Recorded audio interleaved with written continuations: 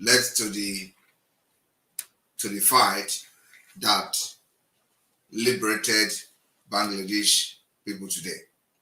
And so, before the election, a lot of Nigerians were calling for my head, bring Simon Ekpa, kill him. Some people placed bounty on me and all that.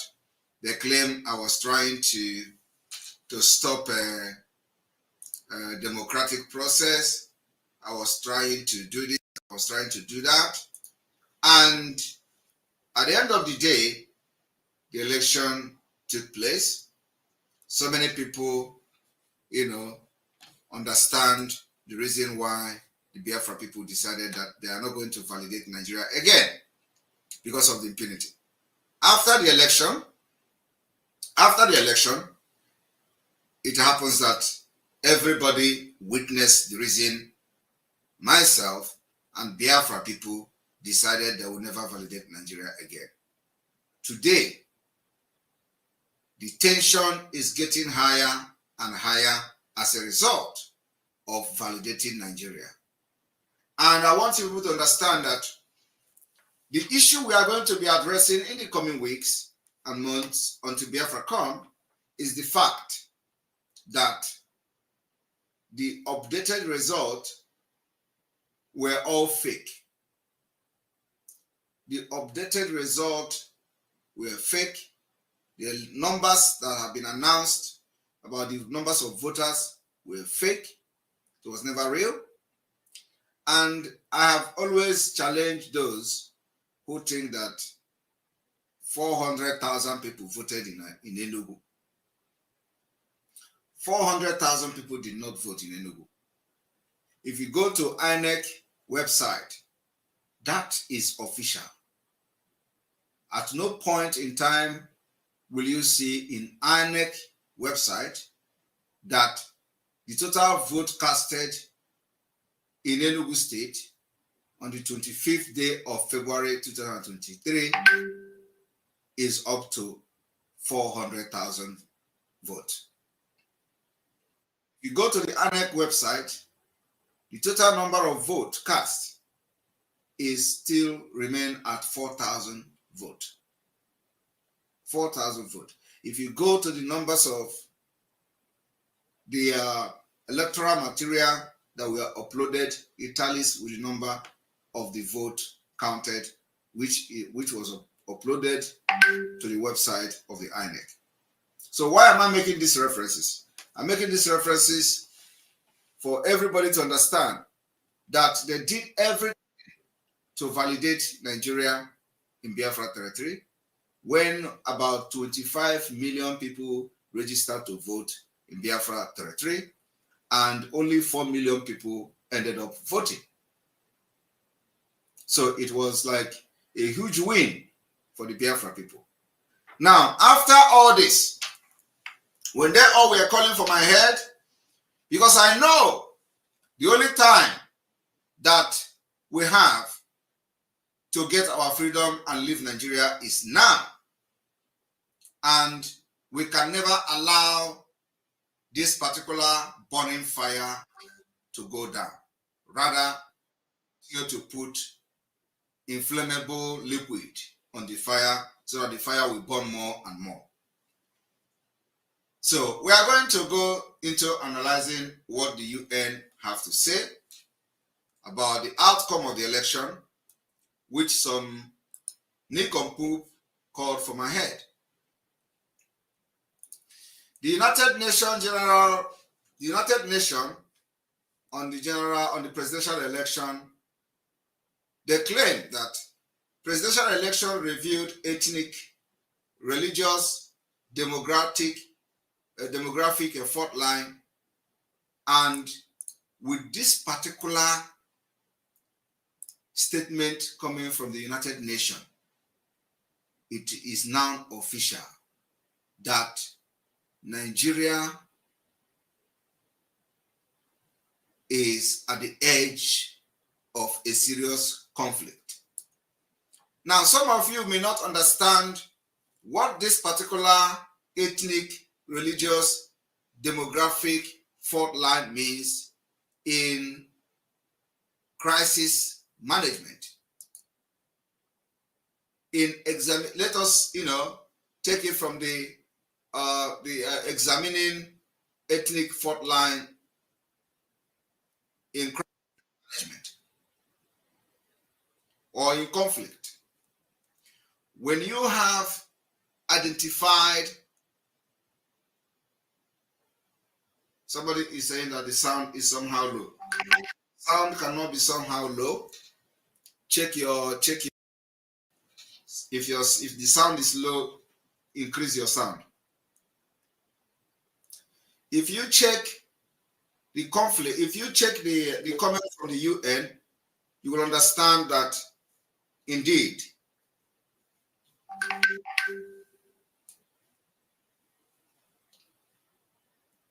the United Nations have just come to understand that Nigeria is indeed facing ethnic, religious fault line, demographic fault line. Now, this is where the problem comes from. I want us to go, you understand what is ethnic, you understand what is religious, do you understand what is demographic? You understand what is demographic? The demographic relating to the structure of populations. The demographic trend toward an older population. I want you people to understand, because you need to know the meaning of the word from the United Nations for you to understand the exposition we are going to do today, and for you to understand what we call the Islamization of Nigeria or the Fulanization of Nigeria. Now, if you are watching from the Twitter, please, we urge you to join us on Enter Biafra. We're going to cut it off. Join us on Enter Biafra and let us continue. Thank you. Now, for you to understand what UN mean here, let us go and check what is demographic. Okay? We are going to check what is demographic. So for that, I'm going to, we are going to check demographic. And if you have a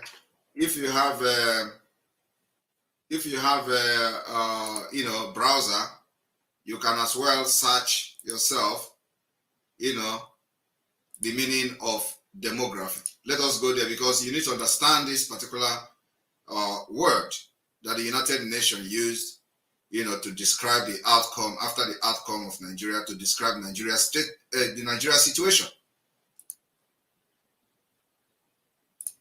Now, the definition or what demographic mean is that the adjective, the noun, relating to the structure of population. Okay? Now, what I am trying to tell you is that there is a fault lines have been identified in the structure of population of Nigeria.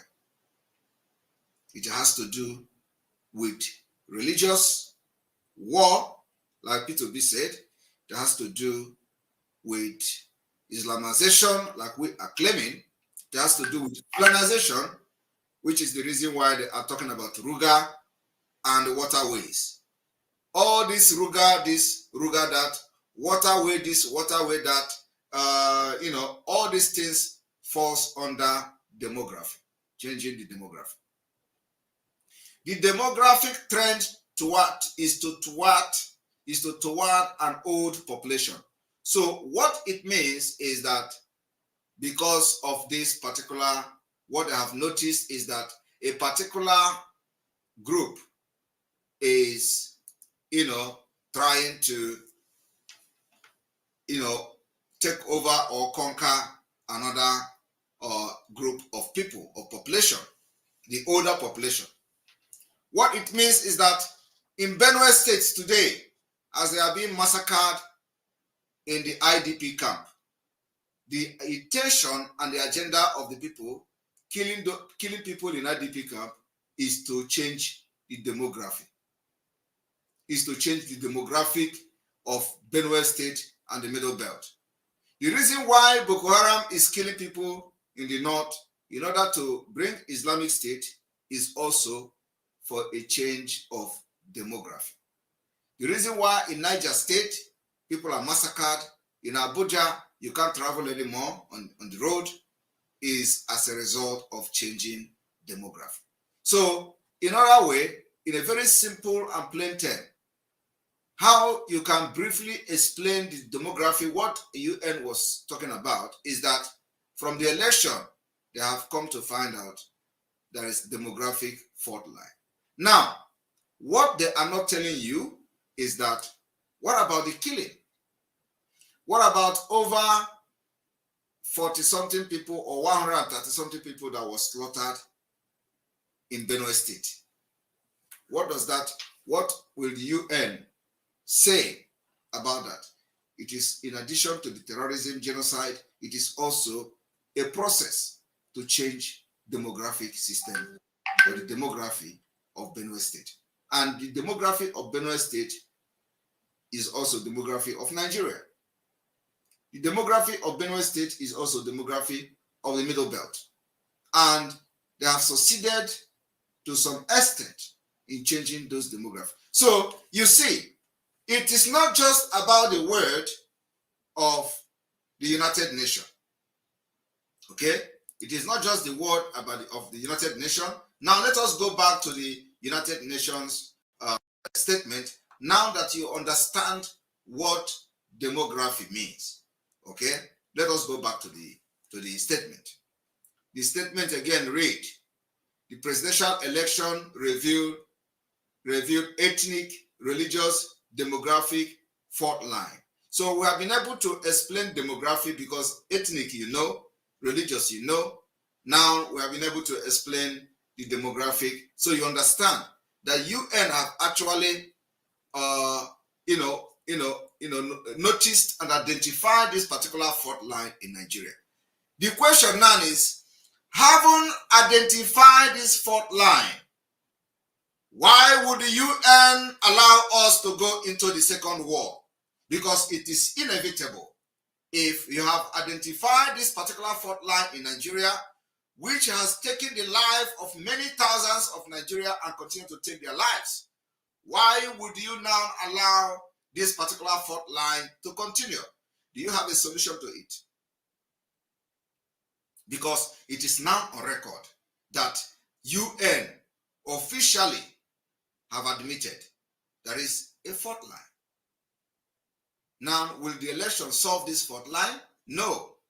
And I want people to understand that what they said was that the election have reviewed. The election have reviewed this particular fault line, not the killing of by the Fulani, not the killing by Boko Haram, not the killing by other terrorists, not the killing by the military, not the burning of our homes and our villages by the Nigerian army, but ordinary election have revealed to them the demographic fault line. So what it is telling you is that the UN do not have the information or pretend not to have the information of what is going on in Nigeria. And that is the reason the Nigeria government has pumped billions to censor the report that come from Nigeria. That is why all the killings happening in Nigeria, they are not seeing it anywhere. It is only what we are bringing to the public that those people who care to listen to us will see. That is why when all this impunity is going on, you don't see any Nigerian news media reporting it. Rather, they pay all of them heavily to fight and sponsor propaganda against Simon Ekpa and against IPOB and against Mazen Amdekano. That is what is going on. Otherwise, you cannot outrightly identify a demographic fault line by ordinary election. No. to identify a demographic fault line is from the killings going on all over Nigeria. Is from the Fulani terrorist killings, the ethnic cleansing, the killing of indigenous people in Nigeria. These are the requirement to, to make you to identify this particular demographic fault line. It is not by one-day election. It is not by election. So the people in the United Nations who have made this statement are just biased. Not just biased, they are corrupt. Because you can't just come out just because of election that has not been different from the previous election in Nigeria. What happened this year election is not different from what is happening before. It is not different from 2019. It is not also different from 2015. Everything is the same. So how come it is ordinary election that makes the United Nations to identify a demographic fault line, ethnic, religious, demographic fault line? But in all the killings, they didn't see that as a fault in Nigeria. In all the burning of churches, they didn't see that as a fault in Nigeria. In all the killings in the village from Middle Belt to Southeast, making us to form the Eastern Security Network, they did not see that as demographic change. Now it is in election they see it. So, but that is why our activities and actions will speak for us. If that is what they want to know before they can understand that before the election, there were already a process of demographic change which we are fighting against. Do you understand? Now let us go back to read what they say. We are going to analyze it.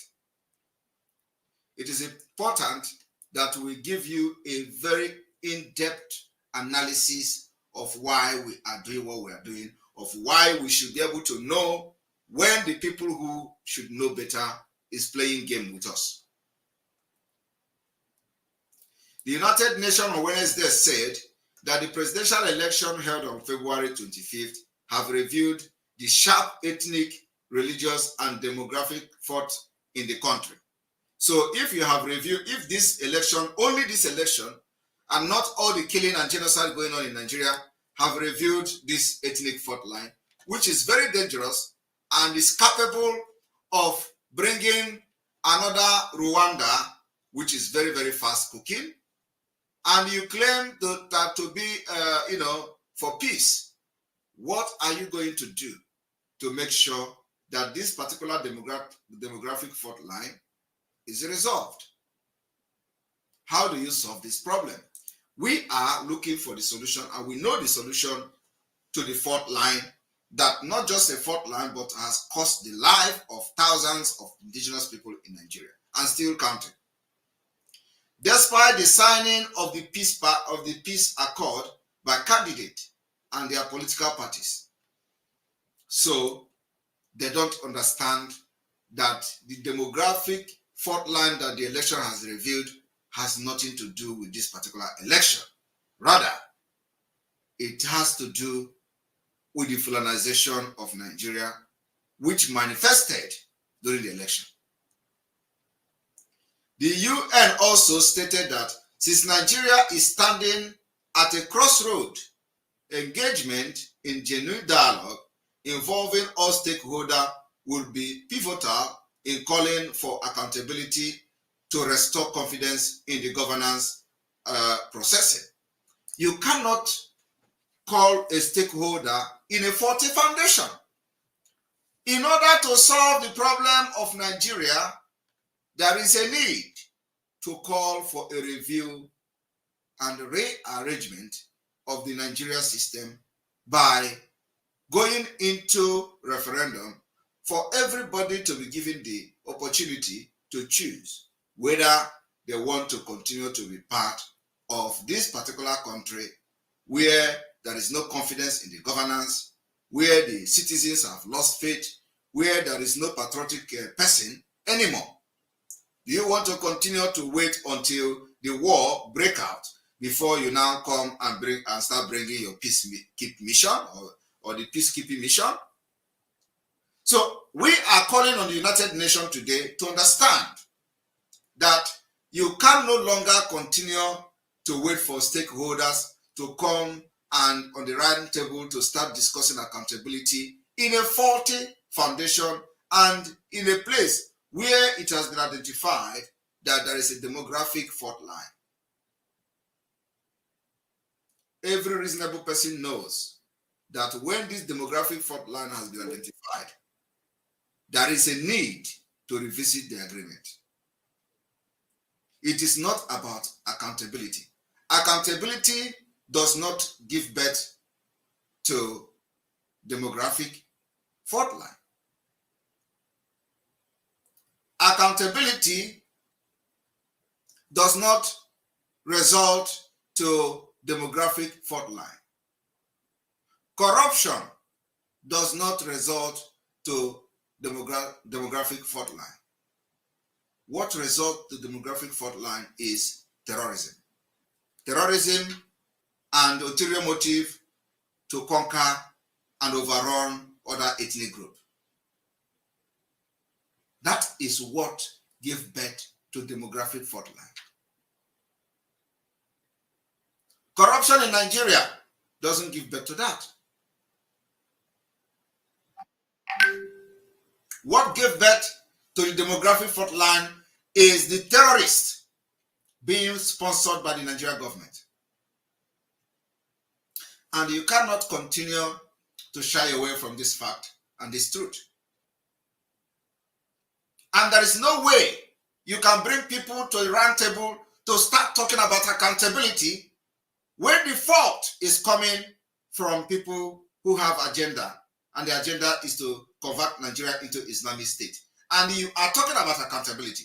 What has that got to do with the problem that we are facing in Nigeria that made the Biafra people to pick up arms for self-defense? It has nothing to do with accountability.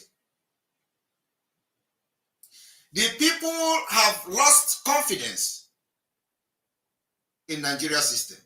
They have lost confidence in security because Boko Haram is part of them. They have lost confidence in the system because it is very, the demography is changing. Everybody knows that. Both the ethnic and the religious fault is developing on a daily basis. So how do you now begin to talk about accountability and talk about roundtable discussion? I want everybody to watch and listen to this again. I will not play all of them, but just the part that I feel is very important at this point. Power in Nigeria to contain the Christianity in Nigeria. That is wealthy people in Nigeria who are Muslim, who are supporting the Boko Haram in secret. They are not coming out to say, this is what we are doing. They are not happy with the Muslim, with the Christian president in the country. So their job is to get rid of Goodluck Johnson and put the Muslim guy. Now, what you are hearing now is the real problem, not accountability. This is the problem that gives birth to this particular demographic fault line that UN is talking about. So if UN do not know what gave birth to the demographic fault line that the general election have revealed to them, they should listen to this particular video. This is what gave birth. In fact, I think it is also very important that I start from the beginning. What gave birth to the demographic fault line?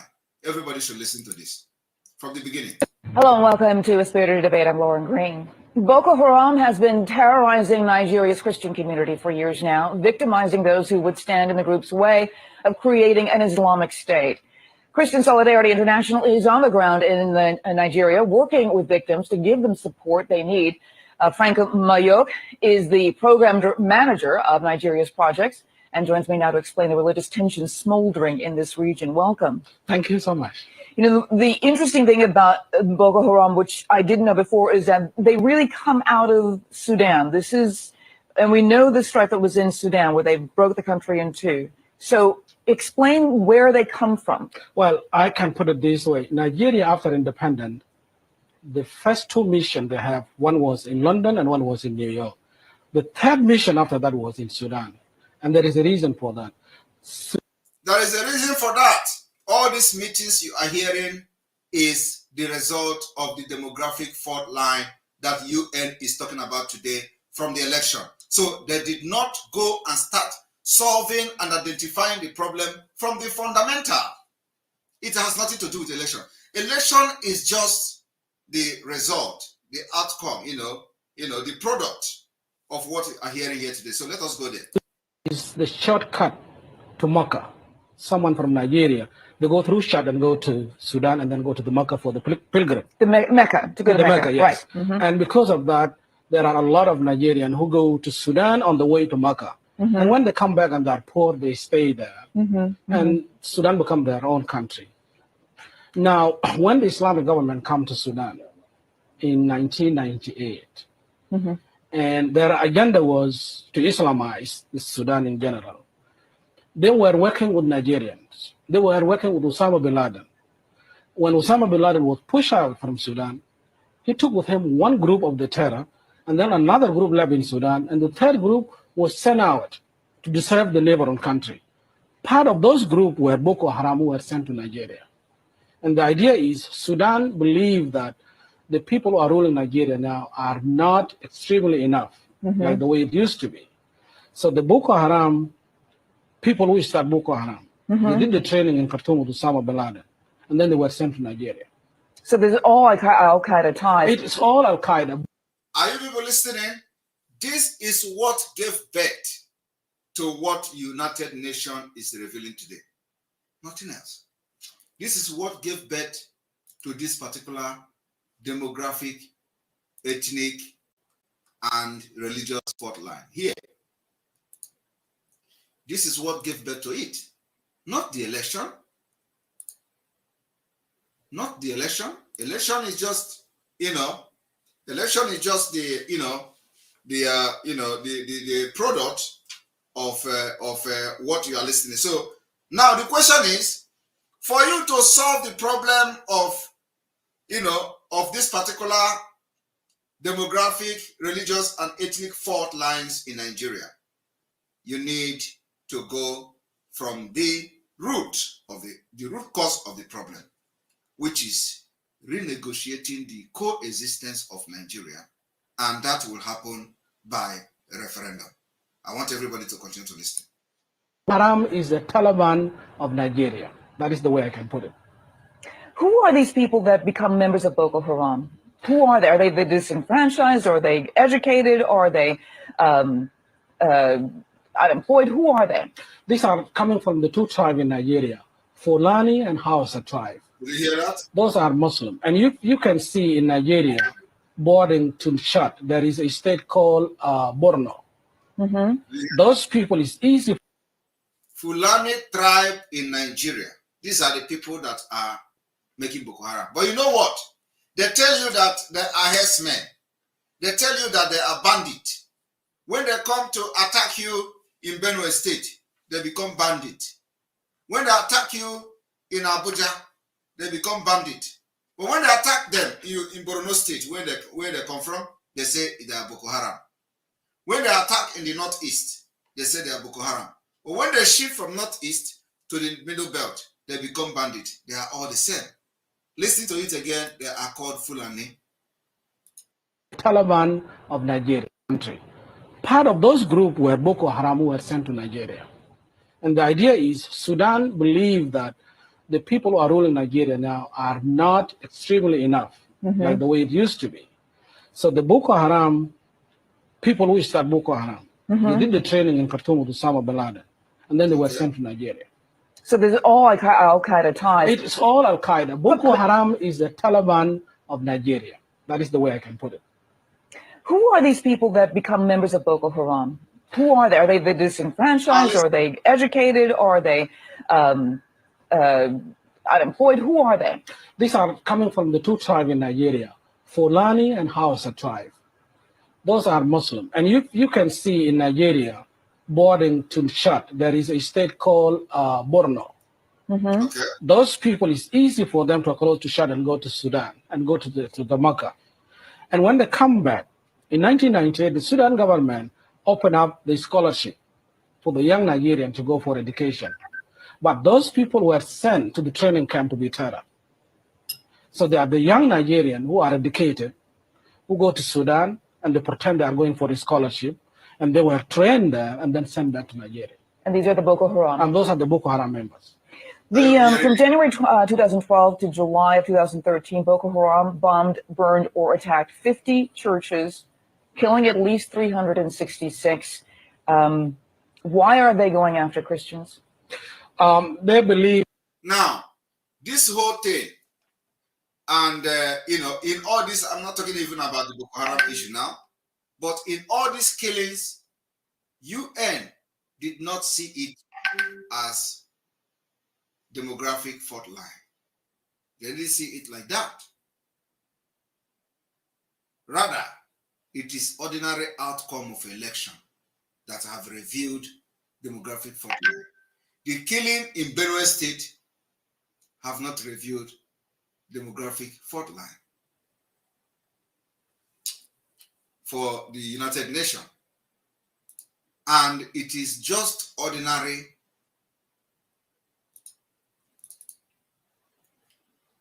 here we go.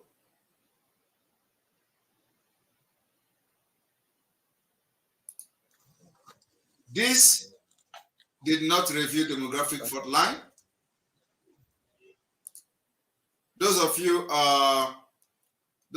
watching, those of you streaming live, please, if you are streaming live on other network, please, I almost played this video now so that they are not going to block your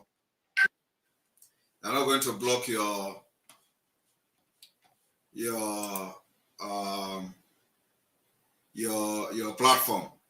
So please, those of you that are airing this streaming this live video, please, I'm going to play this video. Just it's gonna take like a few seconds, so I'll play it and then take it off, and you can continue streaming this live video, please.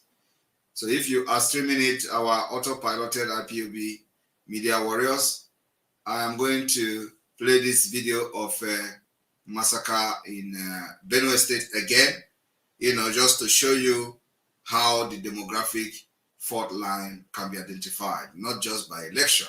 And the question now is the solution. So we are going to start, and I'm going to allow it to roll 3 times because it is a very short video. Here we go.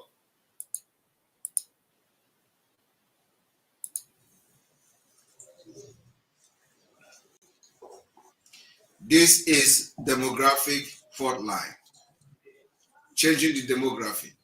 Once they are killed like this, the people will flee. Nobody will be in that place again. But this was inside IDP camp. And this is what we are fighting against. And I know the team may not be showing again.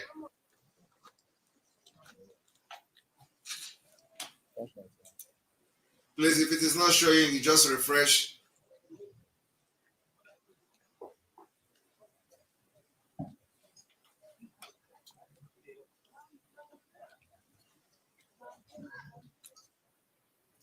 All right, I think it did not show. So anyway, that is the demographic fault line we are talking about. So I want us to continue to listen. Believe that they should be the one to rule the Nigeria, especially when Goodluck Johnson, the president, who is the president of Nigeria currently, is a Christian from the south. And I think that set them off, that how could the Christian be a president in the country where there is a Muslim? Now, this is exactly what P2B was talking about in the phone conversation. It is religious war. There is no way you can hide it that is not going to be called religious war. It is complete religious war. And P2B spelled it out. And they have come to intimidate him with threat and all manner of things. So it is the religious war. And that is why all the Muslims, they went from one mosque to another, making sure that the Muslim ticket become the president. And like we have already said, the Biafra people have made it very, very clear that the Muslim ticket is violation of the Nigeria law on secular state. A complete violation of the Nigeria law on secular state. And it is going to be the beginning of the liberation of Biafra. Because Nigeria can never validate from the 29th of May 2023. We will never validate the government from Abuja. And nobody in Biafra land, no governor will take order and take oath under that particular Muslim ticket that have violated the so-called the law of Nigeria on secular state, on secular status. I want everybody to understand this. We have the step-by-step roadmap to Biafra freedom. And now we have laid the foundation from the diaspora. You know, when we were some of you remember when I was telling you about, when I was telling you people before that we are going to bring Biafra from the diaspora. Some of you don't know what we are saying. You didn't know it. I have tweeted it today. I say, you see this Biafra, we are going to bring it from abroad. Some of you don't believe it. Now you know what I was talking about. You see, whatever we are doing today is a template that we have. How to, how to make sure that we door Nigeria, and get our freedom. And we're following it. I started making this comment of we are going to bring Biafra from diaspora as far back as 3 years ago.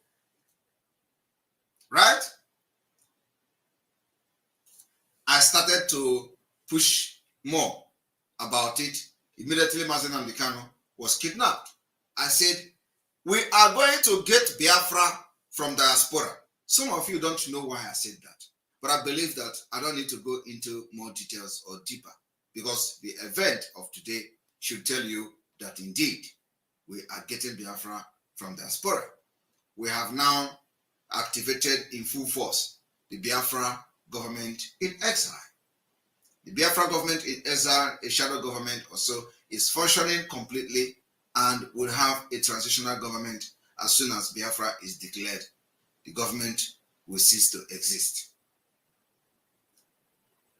As simple as that. As soon as the Biafra is redeclared, the exile government will cease to exist. But for now, we have taken the responsibility of the affair of the Biafra people. So some of you do not know what we are doing. It is step by step. And let me tell you, some people will say, I go one, I go two. For, the autonomy and then the due process. As now I go one, I go two. Now I go try one, I go two. We decided to go one and go two. So first of all, we have already started notifying the international community about the presence of the Biafra government in exile, taking the responsibility of the day-to-day activities of the government of Biafra people.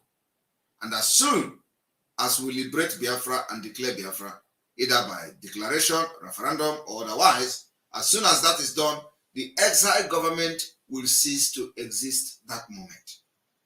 Everything will push back to set up and form a government, a transitional government in Biafra land. So I want people to understand that when we are doing this, you are supposed to know, I think they're supposed to know the root cause of why the election revealed this particular demographic fault line. It is not because of the election. It is because of what you are hearing here, which is happening physically on ground. It is because of the killings, terrorism, and all the attack going on everywhere, every here and there. That's why the demographic fault line has been identified. That the country should be ruled by Sharia law.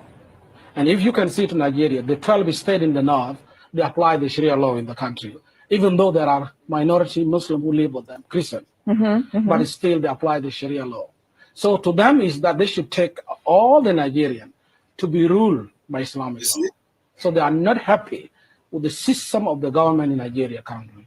The level of violence, we are just now learning about the Boko Haram because of the violence, because they've kidnapped these hundreds of Christian schoolgirls. What motivates them to do that particularly? Because they've been burning churches and burning and killing people. What motivated to kidnap these girls?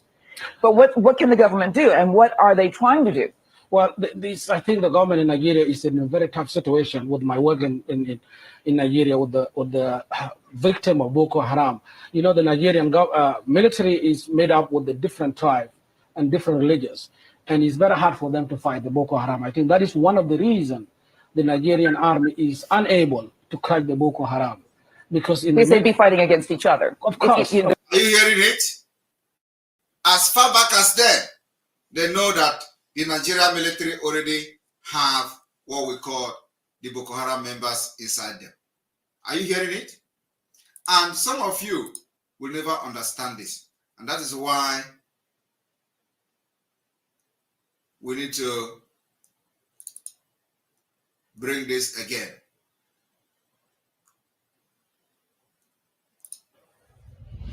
But the peace in this state is under assault. There's an attempt at ethnic cleansing in this state, and of course, in all the riverine states of Nigeria. We must resist it. We must stop it. Every one of us must rise up. The armed forces are not neutral. The armed forces are not neutral. To kidnap these girls. But what can the government do, and what are they trying to do? Well, I think the government in Nigeria is in a very tough situation. With my work in Nigeria with the victim of Boko Haram, you know, the Nigerian military is made up with the different tribes and different religions, and it's very hard for them to fight the Boko Haram. I think that is one of the reasons the Nigerian army is unable to crack the Boko Haram, because they'd be fighting against each other. Of course, themselves. Right. If you go to attack Boko Haram, then news will leak to them easily from inside the military, and that is one of the reasons that the government is not doing well. And part. Are you hearing it? They collude to kill Nigerians, kill indigenous people, kill Biafrans, and that's what we, Biafra people, have armed ourselves to fight against. They collude. They collude. They collude with the armed bandits that kill people, kill Nigerians. They facilitate their movements. They cover them. They facilitate their movement, they cover them, which is exactly what this man mean here. So whenever they want to go, somebody from the military who is allegiance to them will go and leak the information. If you go to attack Boko Haram, then news will leak to them easily from inside the military, and that is one of the reasons that the government is not doing well. And part of it, there are wealthy people in Nigeria who are Muslim, who are supporting the Boko Haram in secret. They are not coming out to say this is what we are doing. They are not happy with the Muslim with the Christian president in the country. So that, and that is the reason why the religious war comment by P2B. P2B shouldn't have denied it.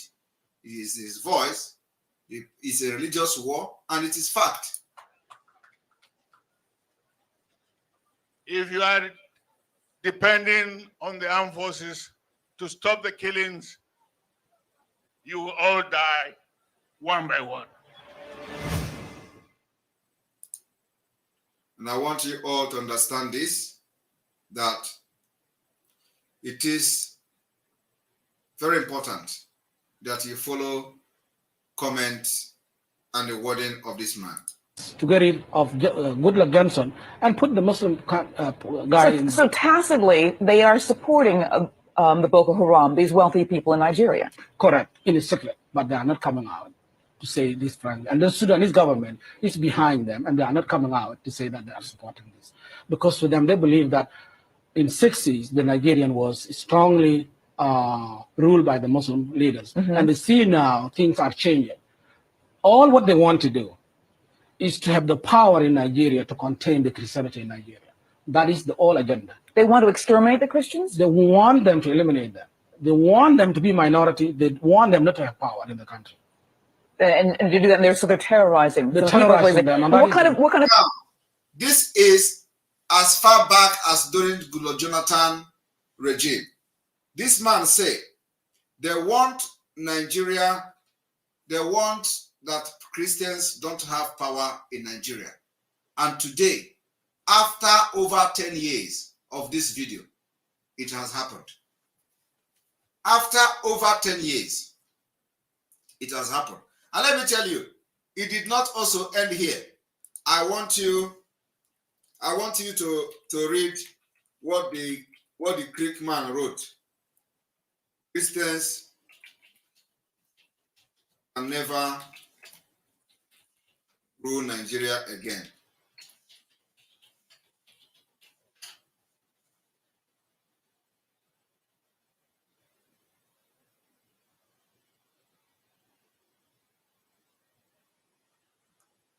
He said we never rule Nigeria again.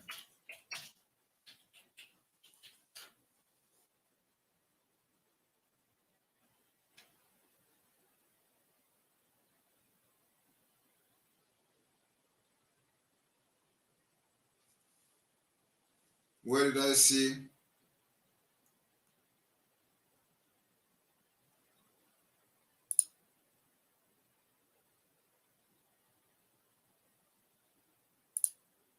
Okay. Let me bring this particular news. Now, if you go to, you see, let me bring this.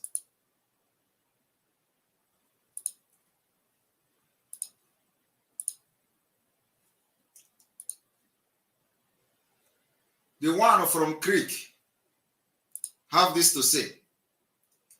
Tinubu, why it will be difficult for Christians to become president. They call him Alhaji Asare from the Greek. Because some of them are beneficiaries of the so-called Sudan trip and Saudi Arabia trip. You understand? Some of them have been trained in order to thwart our freedom when it is coming. And that is why you see them, you see him, and the governors are using him to do all this nonsense, which the end is coming very soon. Now, look at this idiot is saying that it will be difficult for a Christian to become president in Nigeria again. And it exactly tallies with the analysis of this man who claimed that some of them were sponsored to go to the Muslim countries, for training or for terrorist training, Islamization training. And he came back, all of a sudden, he is now uttering a word supporting Tinubu that the Christian cannot become Muslim again. It is in line with the agenda of the Islamic State. I want everybody to listen again. Power in Nigeria to contain the Christianity in Nigeria. That is, the Nigerian was strongly ruled by the Muslim leaders. And they see now things are changing. All what they want to do is to have the power in Nigeria to contain the Christianity in Nigeria. That is the whole agenda. They want to exterminate the Christians? They want them to eliminate them. They want them to be minority. They want them not to have power in the country. Are you hearing and to do that, they want the Christian to be minority.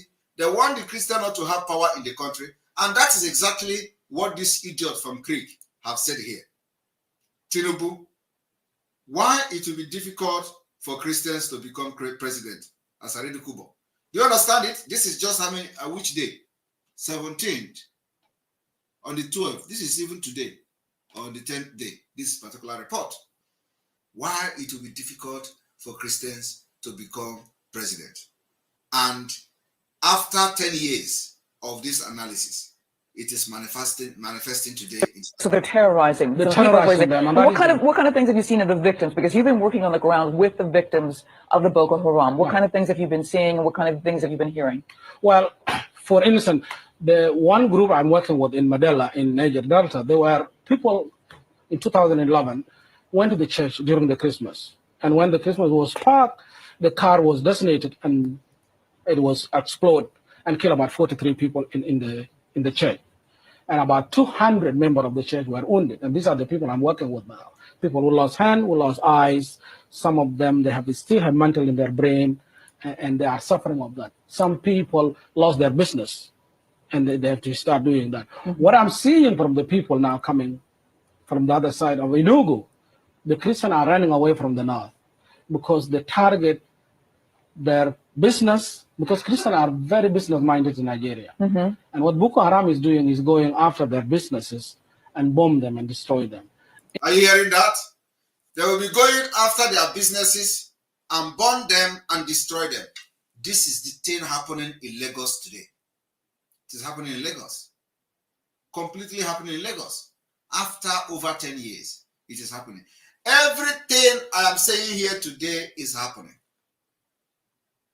They will go after their businesses. It is called economic jihad.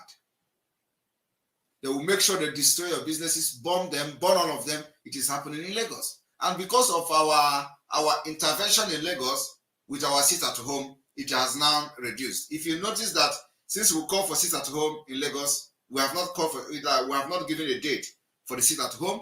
But you notice that since then, everything has come down. How many of you noticed that? Just that we mentioned it because they know we have the capacity, the capability, and we have all the things it takes to make sure that our people in Lagos, sit at home. But the threat of the economic loss is what have stopped it. So if you think that we are joking, you know the power of the civil disobedience. It is only for hearing that we are now preparing to sit at home in Lagos, the burning of market have stopped. Have you noticed that? Since the time we proposed we start planning the sit at home in Lagos, everything about burning the market have stopped. Now, what they have done now is to activate the Land Act, which is the Obas will come and sell your land. You see that so many people were being marked their properties that they are fighting for the land. They have to come and pay again, that they didn't pay to the right person. After many years, that court gave some injunction for this and that. They have not burned the market again, just because they know we are going to crush the economy. Because I made it very clear, our target is to cripple the economy of Lagos without missing word, and we are going to do it. They know what it means when they don't pay salary.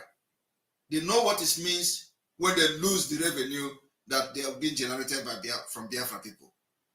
It is just because of that they are not burning the market again. Because they know if they continue, we're going to sit at home. And they know if they continue, when we sit at home, we are going to cripple the economy.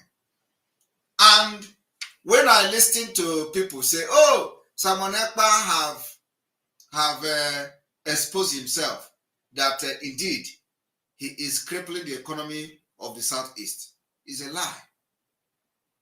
We are crippling the economy of the government. And when you say it is bad if we cripple the economy of the government of those governors in the Southeast, what have they done with the so-called economy? What exactly? Just name one thing they have done with the so-called economy in the Southeast. Nothing. Is it road that you have in the Southeast? Is it hospital that you have in the Southeast? All they do is to use the economy to enrich themselves and send their children to America to go and study. So when they come to tell you Simon Ekpa is destroying the economy, I am not destroying your economy. Your businesses are intact. Your markets are intact. You are selling your business. When you don't sell it on Monday, you sell it on Tuesday. But you know what? Every Monday that you did not go to work and they generate revenue for the state. They are lacking the money. Every single day you sit at home in the Southeast, the governors, the state government are paying the price. And I was in a meeting with the so-called Ndoshi in the World Igbo Congress when I thought I was dealing with people. The one they called their president brought, say he has a study, he has a material, a study that have been a research that have conducted how much Anambra State is losing because of the sit at home. They have done research. That is what they called me in a meeting to discuss with me about how much Anambra State is losing because of sit at home. They did not invite me to tell me how much an average Igbo man or Igbo woman is losing, because they're not losing money. They are not losing absolutely nothing. But when they want to, because of they know the consequences of what we are doing, they will tell you economy of Igbo, economy of Southeast. What is it? Does Southeast have economy? Southeast do not have economy. You can never have economy in a faulty foundation. If you claim that Southeast have economy, can we see what the economy is doing in the life of the people? Any economy that does not reflect in the life of the citizen is not economy. It's as good as nothing. So if you claim you have economy in the Southeast, give us a proof of the economy. Where is your proof? Is it in the road? Is it in infrastructure? Is it in social services? Is it in human capital? Let us see the proof of the economy now. You have been doing this economy for the past 60 years. We just started sit at home civil disobedience for our freedom just 2 years ago. And you are complaining. But for the past 60 years, there is nothing to show for this economy in the Southeast. So it is because of our sit at home, Lagos State humbled themselves and humbled their criminals and the arsonists against the Igbo. And yet, the people that will intervene to save their businesses were those calling for my head. They want me dead.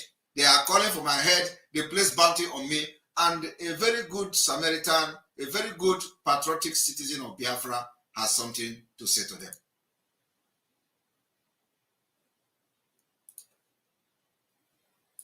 How much was incompetence? How much was voter suppression here? Hey guys, I know that you guys have been waiting for me to speak about this election more. I just keep quiet. I want every Nigerian to see what happened. I was asking myself, can Nigeria take that step to apologize to Simon?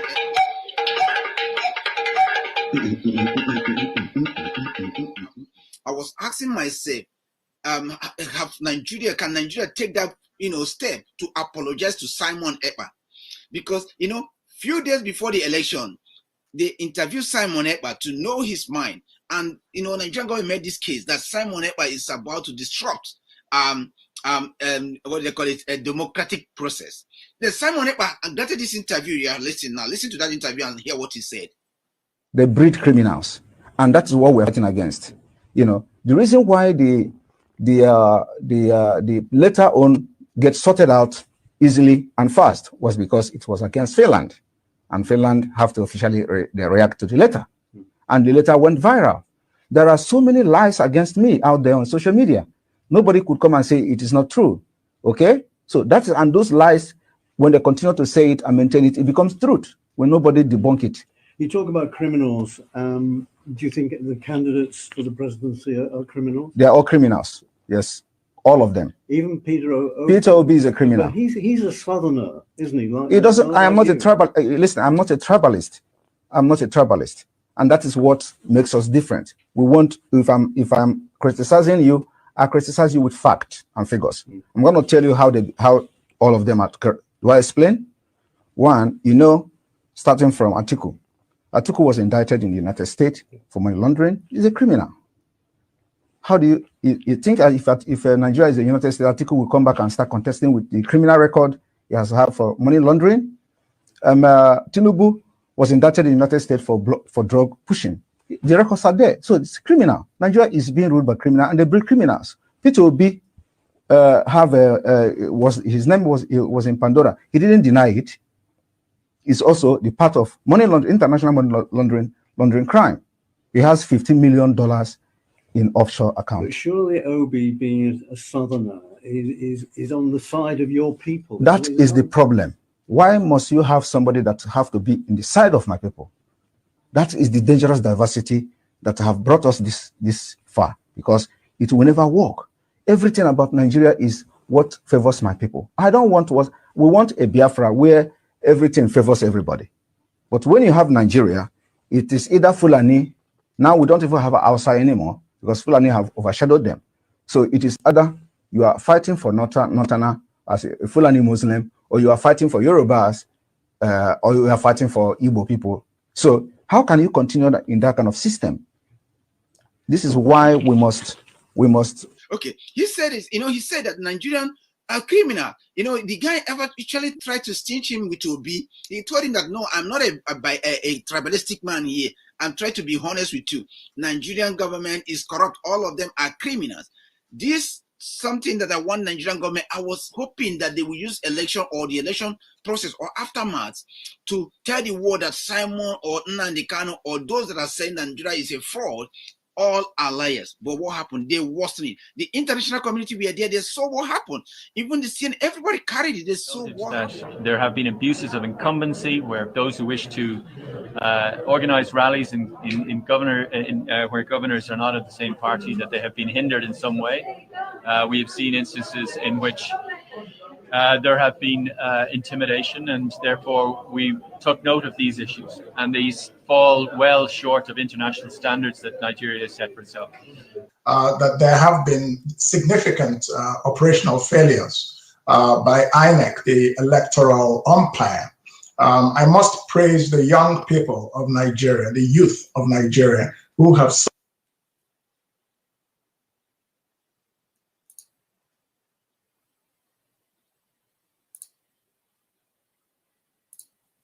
All right.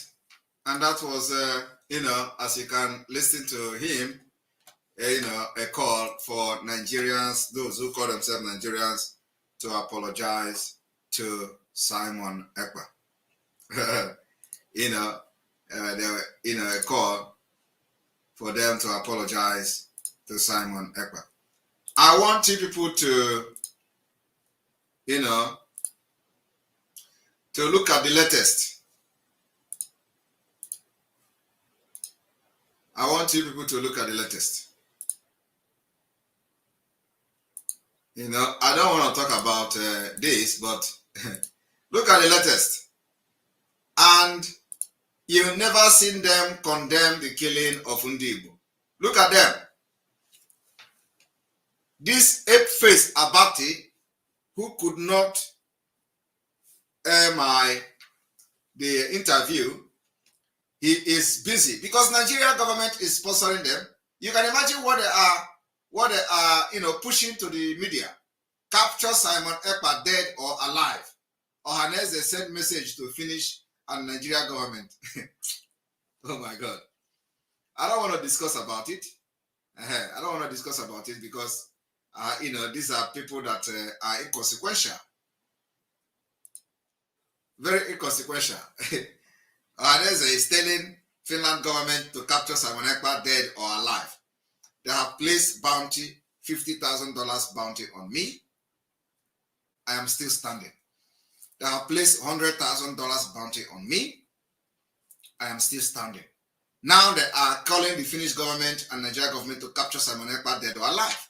And these are the people who were there when people are being massacred even 2 days ago. Nigeria government, Nigeria army resume attack in Imo State, killing people, burning shops that belongs to Ndigbo, burning everything. And these idiots have not done anything, have not even issued a statement. Here is the Nigeria army.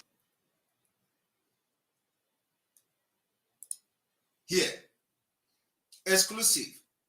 Nigeria Army personnel resume invasion of community in Imo State, burn market, loot several shops during Easter. During Easter time, in Imo State, in Alibu, and faceless idiot,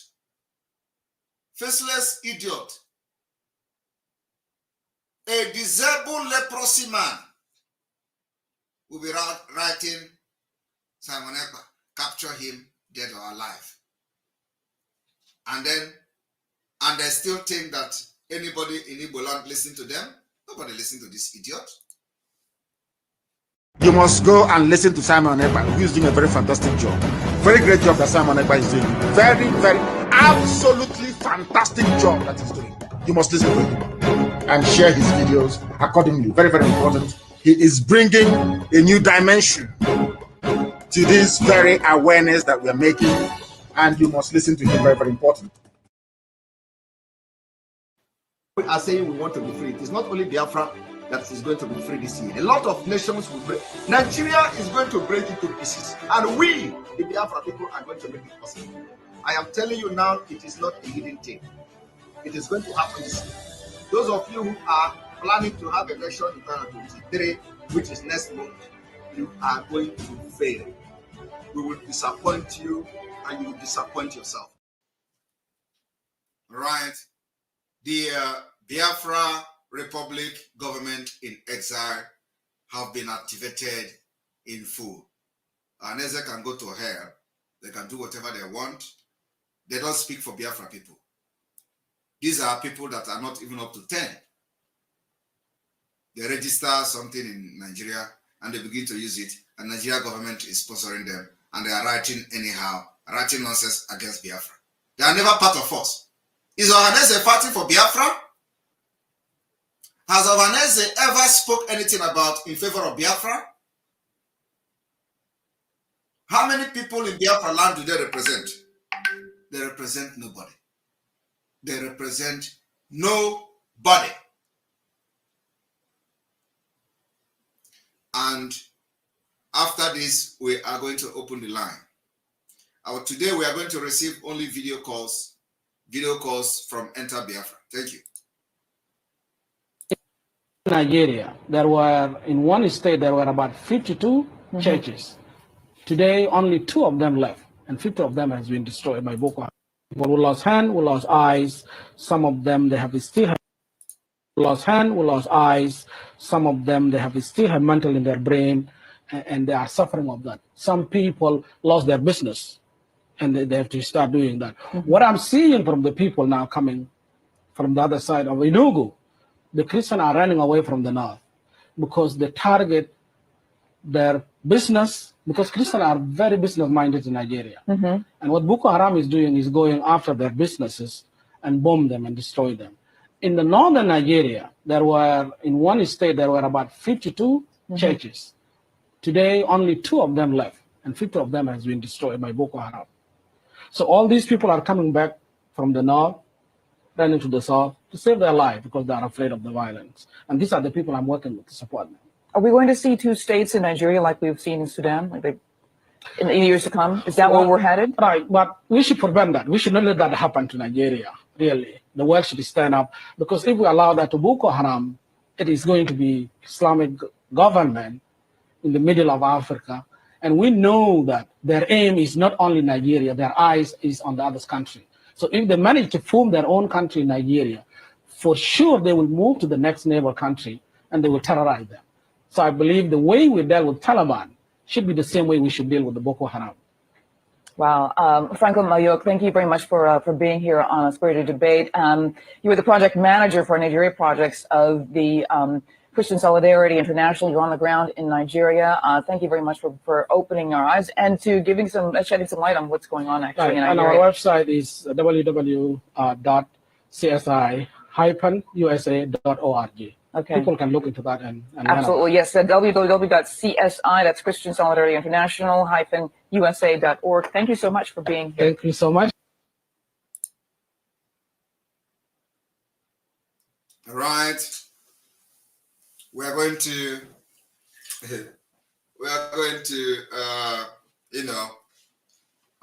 receive calls. I want to make it very clear. I do not have anything against anybody who is placing bounty on me, who is calling for my head, who is calling for dead or alive to capture Simon Ekpa. I do not have anything against, but they are fighting each other too. The people issuing the statement are not original Anes and Debo. They are fighting each other too. So I don't have anything against them. The person can continue to write and issue threats to Simon Ekpa and all that. I have nothing against him. And I'm making it very clear today. So I have nothing against him. I'm not threatening him and I will not threaten him. But he will have the Biafra people to contend with. If Biafra people want, they will allow him to continue to issue threats and destabilize what we're doing. I have nothing, absolutely nothing against him. Personally. Thank you. All right, our line is open. And yeah, like I said, we are only going to be taking video calls. So if you want to talk with me on video, you can hit the video sign on Enter Biafra website, and you have 1 minute to talk to me. Let us go there. Hit the video sign and let us do it. What is your opinion on what you just learned today, especially on the comment? And everything you hear today is what affect what is bringing the religious, ethnic, and demographic fault line in Nigeria, not the election. Election is just, they say election revealed. It's not election. Election did not start all these things. It is the Islamic State agenda, which has actually manifested to the fullest by Muslim ticket, and they have voted them and rigged the election with terrorism in Lagos and other parts of Nigeria. The line is open, and join us. But if you want to call on phone, because of the phone is always giving some issues and all that. So, and by the way, we're going to make our map public very soon. Luke Iwuze, you're welcome to the program. Mazi. Good evening from here. Very good early morning from here. You're welcome. First and foremost, I want to say congratulations for accepting the call of your people. Thank you. I want to say thank you for not giving in to the pressures, not succumbing to the blackmails, and everything that has come to play. But today, they've all together worked for our own good. Yes. All the attacks, all the saboteuring work has all worked against the enemy. Exactly. My joy is our dream has come true. When you made that remark that Biafra will be coming from diaspora, that's not the only thing you said. Another important thing that you said was, from now on, we will be thinking for them because they no longer think or reason for themselves. Exactly. And that word was not just, that word was given to you from heaven. And as you can see, those who are still locked up in the old order, they really cannot reason or think of themselves. Like when they believed or thought that the election is going to produce a resounding result, the election will all of a sudden solve all the problems that we've known all our life. Yes. But to their dismay, it wasn't the situation. Exactly. And today, they are all witnesses. They are all, if anyone that is not speaking or saying anything It's not because they don't, it's not because they don't want to say, it's because they are afraid and they are ashamed. Yes. Because everything they have ever dreamed of or believed on and hoped on has failed. Yes. So the Biafran government in exile has been activated, and to the glory of God, that is the right way to go. Yes. I made a post for our beloved Biafrans in Tunisia, who I saw and my heart break. And I said to them that help is on the way. No more will the Biafrans be subjected to inhuman treatment. No more will Biafrans be subjected to, loss of identity. Because up until now, we've had identity crisis. And that could be the reason why our people behave the way they are behaving, because until you answer who you are and who you are meant to be, yes, until our identity is restored, we will continue to behave like sheep without shepherds. So today, that is changed. There is hope for all Biafrans everywhere in the world. There is hope because it's not going to pass this year. This year, in fact, before the middle of this year, I'm sure everything is going to change. Yes. The exposition you made this in analyzing the aftermath and what United Nations come up with, I believe United Nations right now, they will listen to this and they will listen to this broadcast. They will swallow their pride and they will do the needful. Yes. No more would they hide in any form to just look the other way when all these killings and all these destructions are going on unabated on daily basis. So I want to thank you, my brother. I want to thank you, our Prime Minister. You're my Prime Minister. I am bold and I'm confident to call you. I have pride to call you my Prime Minister. You've done well, and thank God for every member of the cabinet and all that has been working assiduously to make sure that we are where we are today. So thank you. Thank you very much. Thank you very much. I appreciate it. Thank you. All right. Remember that video is for those who would want to appear on video and not line. So if you want to appear on video to make a comment or ask question, you are free to do that. Pastor Van, you're welcome to the program. Thank you, my Prime Minister. You're welcome. I am honored to be working with you, my Prime Minister. There's something I want to beg of you tonight. In the Bible, there was a time the job was too much for Moses, and his father-in-law asked him to anoint 70 men and transfer his spirit on them.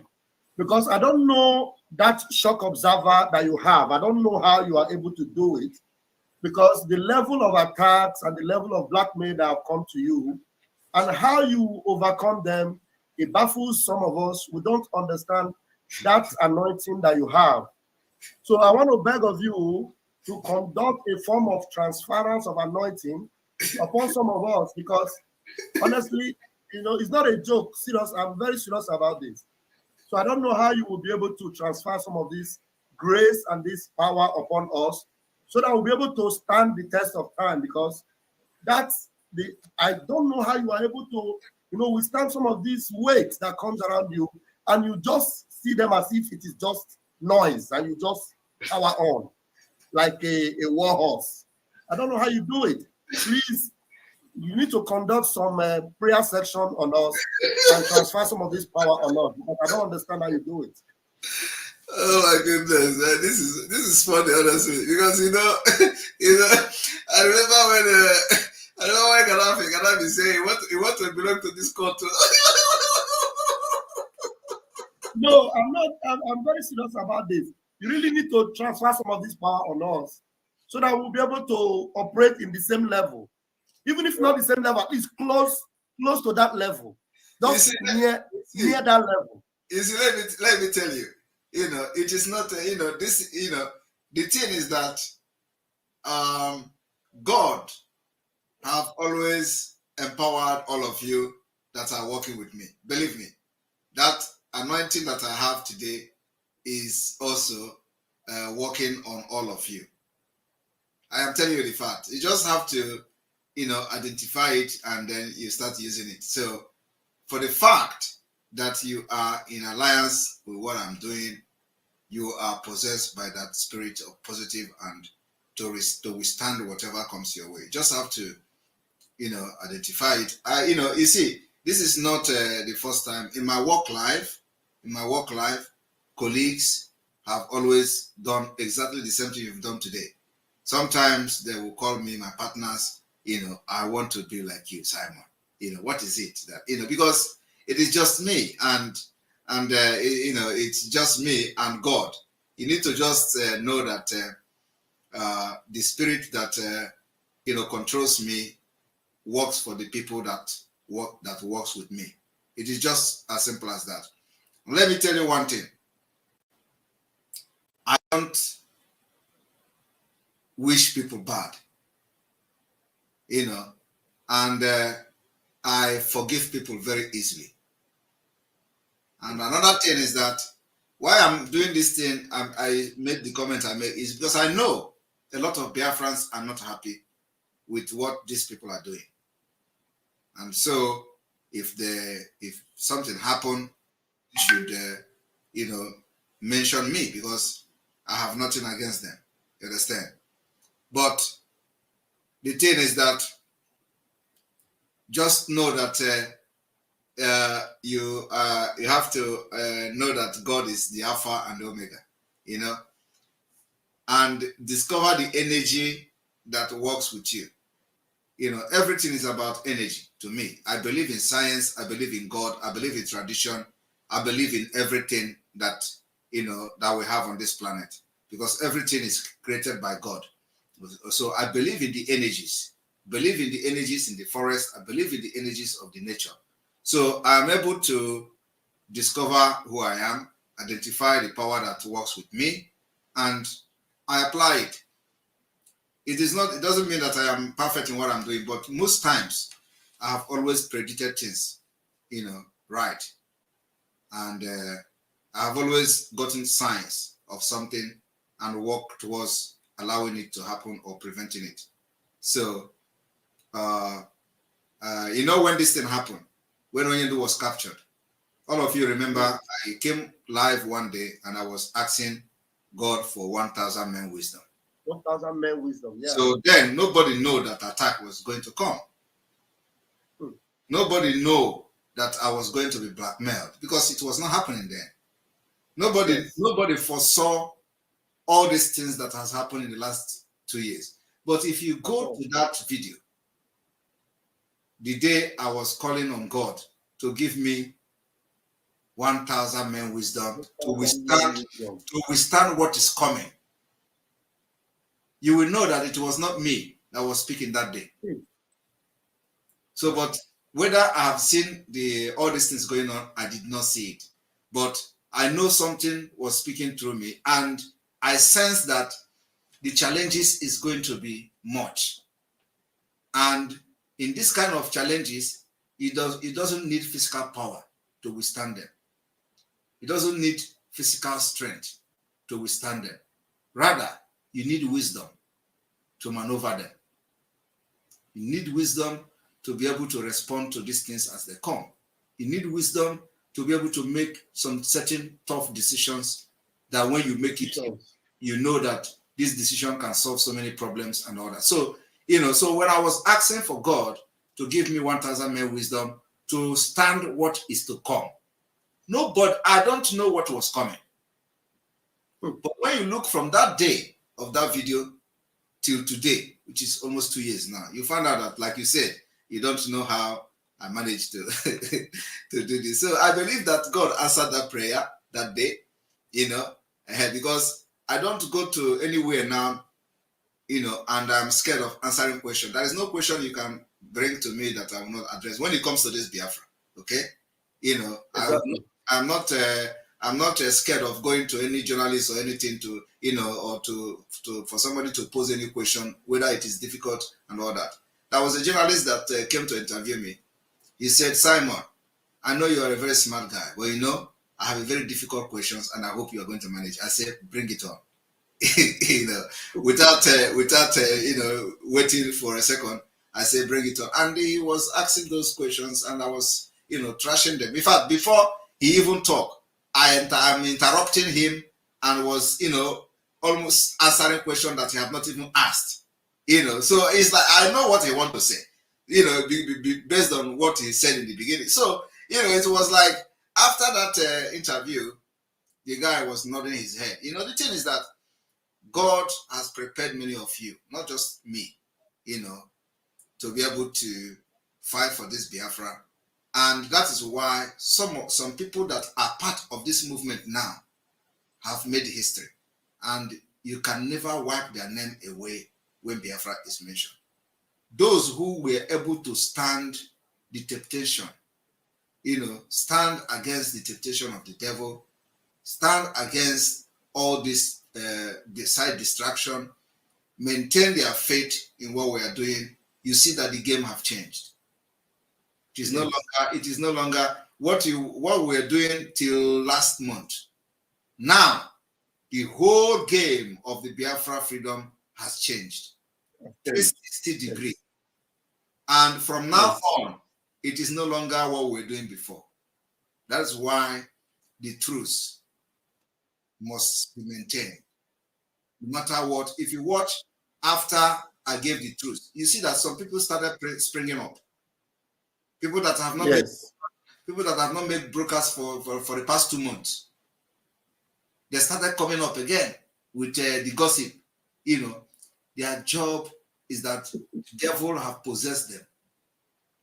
It is all about distraction. Once they see that it is you are going to make stay focused now, let us come again and let everything start. Let us start deviating and all that. So it is they are being used by the devil. They are being used by the agent of darkness. They are being used by the forces that is fighting against Biafra. So, and what we have done is that we have been able to identify the forces of darkness that is fighting against Biafra. And now we have made progress. The level where we are now, the step where we are now, we cannot come down to punch somebody and start to go up again. So we remain there, build other steps until we get to our destination. That's why in the next few weeks or in the next few days, more of these people that you have not seen for the past 2 months are going to. I see one of them today making broadcasts. For example, speaking all this, they are primitive Igbo this thing, was shouting on social media, where is Simon Ekpa? Where is all those kind of things. We don't need to. And one thing about me is that I watch everybody. I may not have the time to watch you, but I go and peep into your video and listen to what you say, and I go. So I research everywhere to see what is happening. So I know some of them are going to come out. Those who have never spoken for the past 2 months, because they hear truth, they are going to come. Now let us come and start making saga again. So I am still appealing to you people, the media team, that now the level of this agitation have changed. And we must understand that it is now about focusing on the diplomatic war that we're going to fight. As I'm talking to you, later is already flying here and there, left, right, center, to people that matters. And it will continue to fly like that. We are not expecting to get anything from the letters, but the time the letter will work is coming. You understand? Very well. Let us maintain the truth and let the spirit that has led us to this point continue to fire them, because the spirit is heavy, so let's continue to fire. When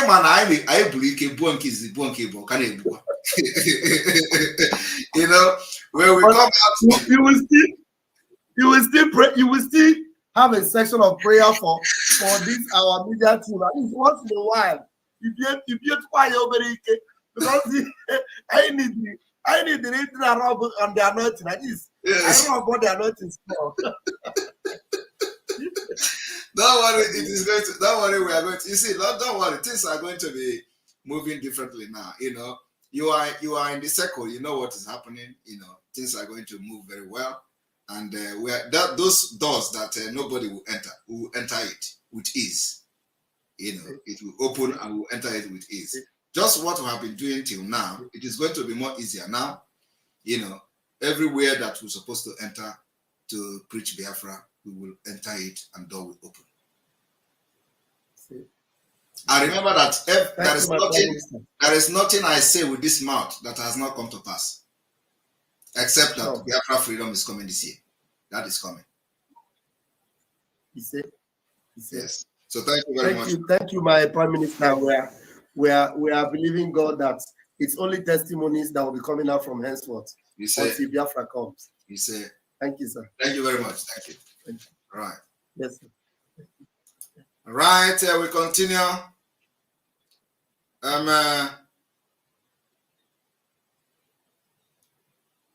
Chinemerem, you know, you are coming almost every day. I don't know your system is working today or not. You're welcome to the program. Good evening, sir. It is working today. Yes, sir. Good evening, sir. Good evening.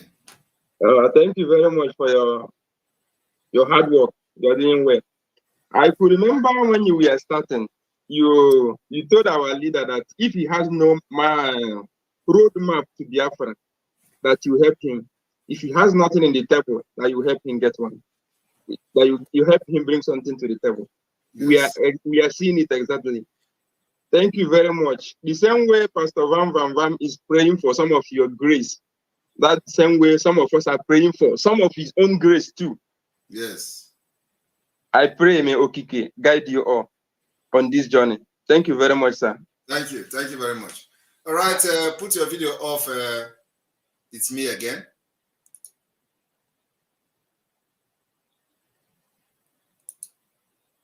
I would like to leave this video. All right. Go ahead. What happened is I messaged you privately and I thought it for you. For this position where you go accept. I say you consult me for no greed because why when you get don't do.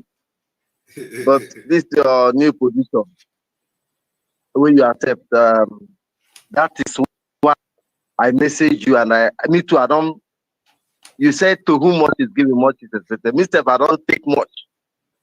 I first of all scrap that my old and up now.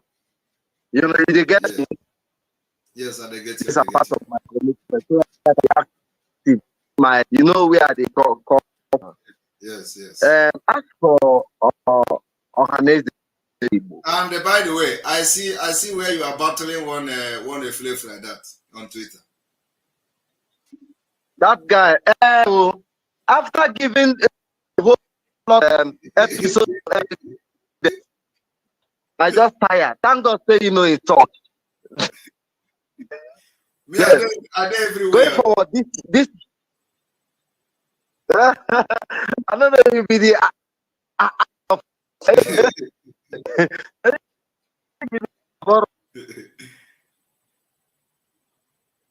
Go ahead. Meanwhile,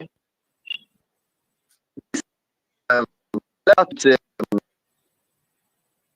congratulate that you accepted this post of our PM. Congratulate myself. I'll give us an example. When they come that 400-meter relay during his heydays, he became the second, knowing that the people who did the second line from his opponent, all of them now fight. So every Jamaican was expecting nobody else but Osembo. He did. At what point will he come? He became the second. He received the battle calmly. He zoomed off everybody, passed the battle calmly. Like I said, when Biafra come, the government in exile, you have received battle like Osembo calmly.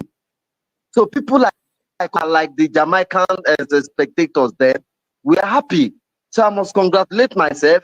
I asked all Biafrans to go and drink one bottle of credit too. If they no get made them big credit, I go pay. And that's for you. I pray for you, and the grace of God will lead you through. Talking about amazing people, I want Biafrans to understand that these people like make JYZ Nigeria Limited start talking bad of you. They are company that is registered in Nigeria under Nigerian CAC. I'll take you to the article of July 29. Are you getting me? Yes, I'm yes, go ahead. I'll take you to the article July 29, 2020. The Nigerian Yellow Pages article about Ohaneze. Ohaneze said something that favors the Biafra struggle. Let's say that they are youth wings. You know, the one back is in charge of the CAC. They said we sent their registration. This Ohaneze not just registered organization in Nigeria. What is the yardstick of being an Ohaneze? Once you are a bit old and hungry and you can beg and kneel down, you can be part of them. So they hold no water. I don't see why their news go they make round. The governors does not give them money as they promised them. So where then go get $50,000 to pay as bounty? They can't Simon Epa. Will they place bounty on credit? Where's the money first of all? Ohaneze don't chop. And you know this. You know the funny part of it. The funny part of it is that the person placing bounty on me is working with clutches, which he doesn't have a job. He's using clutches to work. And the wife is the one. The wife is the one feeding him. The wife is working somewhere. You know, the international community will be laughing at him. A political member in Finland, you are placing bounty of $50,000. What is the worth of? You go place bounty will be say he worth the value of that person. If Tinubu don't give you $5 million, $20 million, how can Ohaneze be placing $50 million to get you? Yeah? Okay, now that hello, $50,000 na big money to them now. Then let to produce you. It is as simple as possible. Thank you for bringing this issue. I'll ask that question. No? I don't understand how these people will be thinking. You said I'm working for Tinubu. Tinubu is there in Nigeria. You leave Tinubu and why don't you go and stop the water from the head where the tap is? Responding to them, I have asked this question. If you said that I'm working for Tinubu, Tinubu paid me 1 million, 25 million, what is Tinubu doing there? Go and arrest him. Go and arrest as simple as that. So if Ohaneze, the thing, if they have something to do, they should arrest Tinubu and stop disturbing. These people, I want to bring them to just everybody should go and look the article of our Weather Punch or anywhere 20th of July 2020, where the CA is threatening to revoke their registration number as a registered organization, whatever that gave them legality to speak, because of one comment they made in favor of. And since then they have been pooped. Now they just call them, say, "Oh, never talk since waiting they happen. You want us to deregister you? They don't come out again, come make noise." I beg, no, I go apologize on their behalf. These people are inconsequential. They are useless set of old men. There is no Ohaneze present in my village. What's the yardstick of being Ohaneze member? Nothing. You just have to be beggar. You can kneel down. Do you have a red cap? Which I have, by the way. Can I kneel down to beg? Yeah? Can I? I cannot. At this point, let me leave it at this point. Thank you, our good man. Thank you very much. Lord strengthen you. All right, we continue, and we're going to bring it to an end here. This is already 2 hours. May God bless you. May God bless Biafra. May God bless Master Nnamdi Kanu. May God bless the Security Network. May God bless the Biafra Liberation Army. May God bless women and their husbands. May God bless our media warriors. May God bless the government in exile. May God bless the advisory committee. May God bless all the cabinet.